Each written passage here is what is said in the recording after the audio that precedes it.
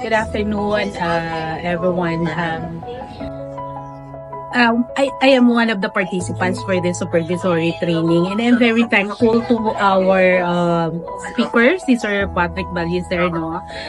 He's very good and na-empower niya kami being the supervisor, and ang laki po ng effect sa akin because this is the first time na umattend ako ng isang supervisory training, and dito ko na naramdaman what truly means a supervisor, and then maybe the techniques na pwedeng or yung magiging attitude or techniques na pwedeng gamitin ng isang supervisor towards his or her staff.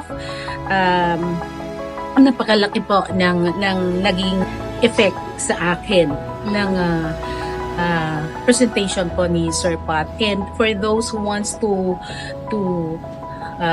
experience also of what we have, I recommend Sir Patrick Ballicer na kuhanin niyo po siya as a resource person, at marami po kayong matutunan sa kanyang ibibigay sa atin na kanyang topics, especially for the supervisory.